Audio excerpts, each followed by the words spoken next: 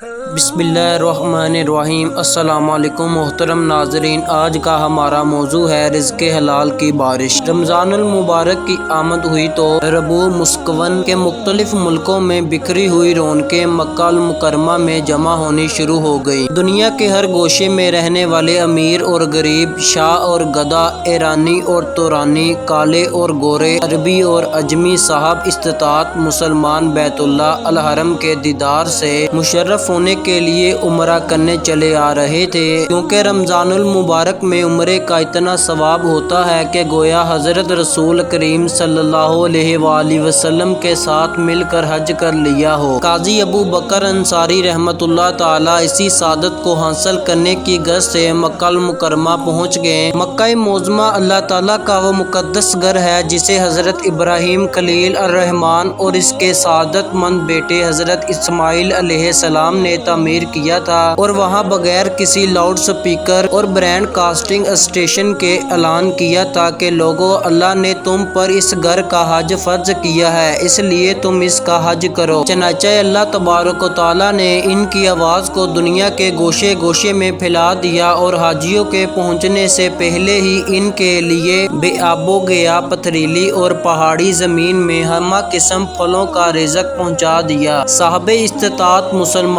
جی بھر کر وہاں مناسک حج ادا کرتے ہیں اور من پسند پھلوں سے لطف اندوز ہوتے ہیں۔ اللہ کے اس بندے نے ابتدائی دنوں میں اپنی آرزو کے مطابق جی بھر کر بیت اللہ کا طواف کیا اور صفا و مروہ کے درمیان نسیح کی، اور دنیا جہاں کے سب سے مقدس پانی سے اپنی پیاس بجھائی، اور بیت اللہ کے جن نظاروں کو کانوں نے سنا تھا انہیں آنکھوں سے دیکھا۔ عبادت میں اس قدر سرور آیا کہ بیان سے باہر ہے۔ دل کو موہ لینے والی اذانیں اور پر لطف نمازیں، دلکش تلاوتیں اور رلا دینے والی دعائیں سنی، اور دلوں کو شفا بخشنے والے آب زمزم پیا۔ وہاں باہمی محبت و مروت کے ایسے نظارے دیکھنے میں آئے جو دنیا جہاں میں کہیں نظر نہیں آتے تھے۔ جی میں آیا کہ سب کچھ چھوڑ کر باقی عمر یہی گزار دی جائے، لیکن خدا کا کرنا ایسا ہوا کہ کچھ عرصہ بعد درہم و دینار خرچ ہو گئے اور کھانے پینے میں کچھ نہ بچا۔ کچھ دن تو فکر و فاقہ سے گزر گئے، لیکن ایک رات بھوک کی انتہا ہو گئی۔ باہمہ غیرت مند طبیعت نے دستے سوال دراز کرنے سے روکے رکھا، اور اس امید پر کہ شاید اللہ تعالیٰ کوئی سبب پیدا کر دے، گھر سے اٹھے اور مکہ کی گلیوں میں پھرنے لگے تاکہ کسب حلال مل جائے تو چند ایام آرام سے گزر جائیں۔ ان دنوں مکہ مکرمہ میں بڑی چہل پہل تھی۔ عربی اور عجمی، مراکشی اور انڈونیشی، چینیا اور جاپانی، ترکی اور ایرانی، مصری اور یمانی، اردنی اور لبنانی، سوڈانی اور شامی، کالے اور گورے، بلند و بالا اور کوتاہ قد، مرد اور عورتیں حج اور عمرہ کے لیے بستیوں اور شہروں، صحراؤں اور ریاؤں اور سمندری جزیروں سے نکل کر اور پہاڑوں کی چوٹیوں سے اتر کر بیت الحرم کے دیدار سے اپنی آنکھیں ٹھنڈی کرنے آئے ہوئے تھے۔ ان میں سے ایک بزرگ کی ہیرے تسمی سے بندھی ہوئی ریشمی تھیلی کہیں گر گئی، جو اتفاقاً ابو بکر انصاری کے ہاتھ لگ گئی۔ یہ اسے لے کر اپنے گھر روانہ ہو گئے۔ جب اسے کھول کر دیکھا تو اس میں موتیوں کا لسانی ہار موجود تھا۔ اسے دیکھتے ہی بھوک کا احساس ختم ہو گیا اور مزاحم القوی میں طاقت پیدا ہو گئی۔ جی میں آیا کہ اس سے کچھ خرچ کر کے ضرورت پوری کر لی جائے، لیکن مصالی مومن کے ایمان نے ایسا کرنے نہ دیا، کیونکہ یہ مصالی مومن ایک ایسا صاحب استقامت مسلمان تھا جسے رومیوں نے 1.5 سال تک اپنی قید میں رکھا، اور مسلسل 5 ماہ تک اس کی گردن میں وزنی توق اور ہاتھوں میں ہتھکڑیاں اور پاؤں میں بیڑیاں پہنائے رکھی تھیں۔ ہر روز اس سے مطالبہ کیا جاتا کہ حضرت مسیح کے ابن اللہ ہونے کا اقرار کر لو تو اعزاز و اکرام سے رہا ہو کر اعلیٰ منصب پر فائز کر دیے جاؤ گے، لیکن ان کے پائے استقلال میں لغزش نہ آئی۔ چنانچہ نہ تو انہوں نے عقیدہ بدلا اور نہ قید کی حالت میں وقت ضائع کیا، بلکہ وہاں سے رومی زبان سیکھ لی۔ یہ ٹھیک ہے کہ ایمان میں کسی وقت بھی تغییر آ سکتا ہے، لیکن انسان ہر وقت اللہ سے ایمان کی سلامتی کی دعا کرتا رہے تو اللہ تبارک و تعالیٰ ایمان جیسی نعمت کی حفاظت فرماتا ہے۔ ابو بکر انصاری تھیلی کو محفوظ مقام پر رکھ کر گھر سے باہر آئے تو ایک بزرگ آواز لگاتے سنائی دیا، جو شخص میری موتیوں بھری تھیلی تھیلی واپس کر دے وہ 500 دینار خالص سونے کے سکوں کا حقدار ٹھہرے گا۔ ابو بکر انصاری کے جی میں آیا کہ میں بھوکا اور محتاج ہوں، اگر میں تھیلی واپس کر کے 500 دینار لے لوں تو اس میں کیا حرج ہے؟ لیکن فوراً ضمیر بیدار ہوا کہ کیا گمشدہ چیز کو واپس کرنا فرض نہیں ہے، اور کیا ایمانداری اور دیانتداری کی قیمت وصول کرنا ٹھیک ہے؟ دل سے آواز اٹھی کہ یہ امانت منو ان واپس کرو اور اپنے خالق و مالک سے رزق کا سوال کرو۔ چنانچہ انہوں نے بزرگ کا ہاتھ تھاما اور اسے اپنے گھر میں لے گئے، بڑے اکرام و احترام سے بٹھا کر کچھ سوالات کیے۔ شیخ محترم، آپ کی تھیلی کی کیا علامت ہے؟ جی وہ ریشم سے بنی ہوئی ہے۔ اس تھیلی میں تسمہ کیسا ہے؟ جی وہ بھی ریشم کا بنا ہوا ہے۔ آپ کے موتیوں کا رنگ کیسا ہے اور ان کی تعداد کتنی ہے؟ جی وہ مختلف رنگوں کے ہیں اور 20 کی تعداد میں ہے۔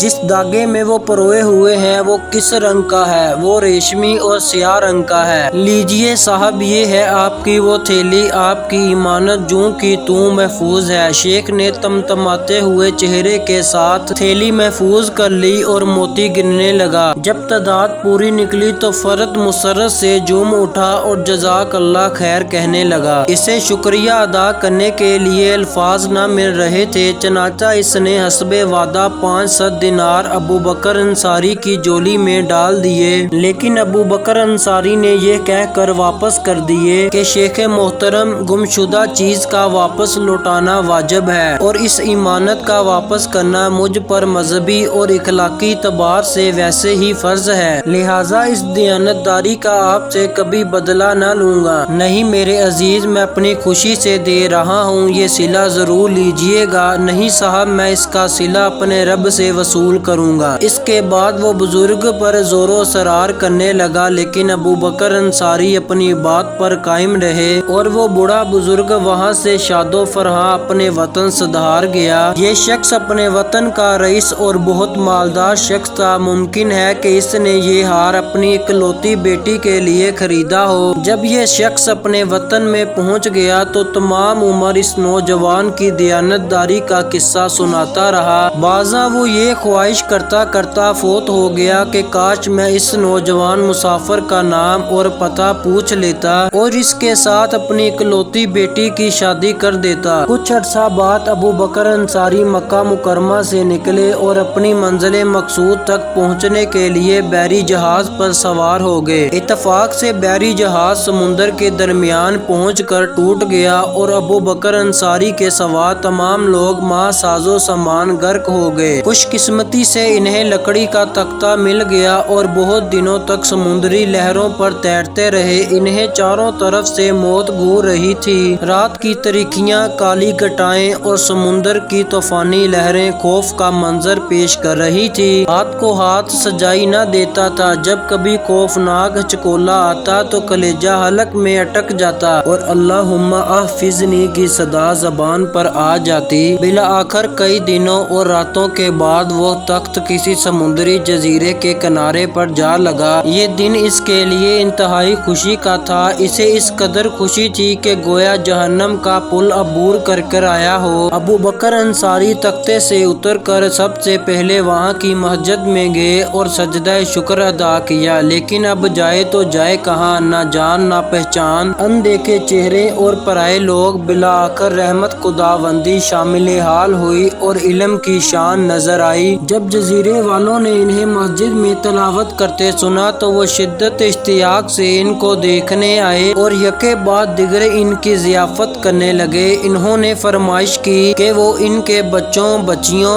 مردوں اور عورتوں کو قرآن مجید کی تعلیم دیں۔ چنانچہ انہوں نے پوری محنت اور ذمہ داری سے یہ خدمت سر انجام دی اور وہ بھی دل و جان سے ان کی خدمت کرنے لگے۔ ابو بکر فرماتے ہیں کہ ایک دن انہوں نے مجھے مسجد میں مصحف شریف کے چند اوراق کا مطالعہ کرتے دیکھا تو فرت مسرت سے پوچھنے لگے کہ آپ لکھ بھی سکتے ہیں؟ جب میں نے ہاں کا سر ہلایا تو انہوں نے اپنے بچوں کو کتابت سکھانے کا اشتیاق ظاہر کیا۔ چنانچہ ابو بکر انصاری نے بڑی محنت سے ان کے بچوں اور جوانوں کو لکھنا اور پڑھنا سکھا دیا تو انہوں نے بڑی عقیدت سے اپنے بچوں کے استاد پر مال و زر نچھاور کرنا شروع کر دیا۔ یہ چند مہینوں میں جزیرے کے محترم اور مالدار انسان بن گئے۔ ابو بکر انصاری کے ساتھ ان کی عقیدت اس حد تک بڑھی کہ انہوں نے اسے مستقل اپنے پاس ٹھہرانے کے لیے اپنے جزیرے کی مالدار خاتون سے شادی کی پیشکش کر دی، لیکن اس نے یہ پیشکش قبول نہ کی۔ جب ان کا اصرار بڑھا تو یہ آمادہ ہو گئے۔ چنانچہ بڑی دھوم دھام سے شادی کی تقریب منعقد ہوئی۔ جب دلہن گھر لائی گئی تو یہ اپنی بیوی کے چہرے کو دیکھنے کی بجائے اس کی گردن اور سینے پر نظر جما کر بیٹھ گئے، کیونکہ جو ہار انہوں نے مکہ مکرمہ میں واپس لوٹایا تھا وہ بعینہ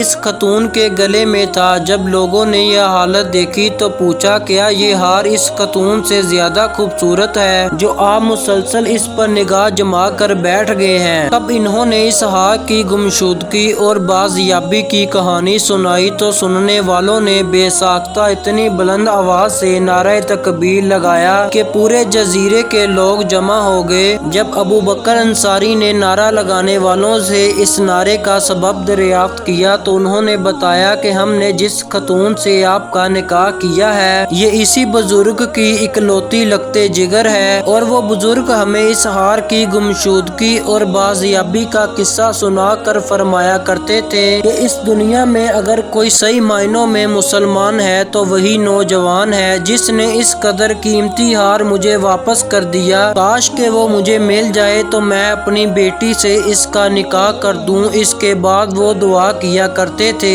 اے اللہ مجھے اور اس نوجوان کو اکٹھا کرتا کہ میں اس سے اپنی بیٹی کی شادی کر دوں۔ سبحان اللہ، آج اس کی آرزو پوری ہو گئی اور وہی لڑکی اب آپ کے نکاح میں ہے۔ اللہ اکبر۔ اللہ تعالیٰ کا وعدہ ہے کہ جب کوئی انسان اس کے خوف سے حرام مال سے بچ جائے گا تو وہ اسے حلال طریقے سے اتنا مال دے گا جو اس کے وہم و گمان میں بھی نہ ہوگا۔ آگے سنیے، علامہ ابو بکر انصاری فرماتے ہیں کہ اس کے بعد وہ خاتون ایک عرصہ تک میرے نکاح میں رہی۔ مجھے اللہ تعالیٰ نے اس سے 2 بیٹے عطا کیے۔ اس کے بعد وہ اللہ کو پیاری ہو گئی۔ مجھے اس ہار کا 4تھا حصہ ترکہ میں ملا۔ کچھ عرصہ کے بعد میرے دونوں بیٹے بھی اللہ کو پیارے ہو گئے اور وہ ہار سارے کا سارا میرے حصے میں آ گیا۔ چنانچہ میں نے اسے 1 کروڑ دینار میں فروخت کر دیا، اور یہ مال جو تمہیں نظر آ رہا ہے یہ اسی ہار کی قیمت سے خریدا گیا ہے۔ اسی لیے آپ بھی حلال طریقے سے روزی کمائیں، اس لیے کہ اللہ تعالیٰ کا فرمان ہے، رزق جو اللہ تعالیٰ نے تیرے مقدر میں لکھ دیا ہے وہ تجھے ضرور ملے گا۔ اس کو صبر، محنت اور ایمانداری سے حاصل کر، اسے تجھ سے کوئی نہیں چھین سکتا۔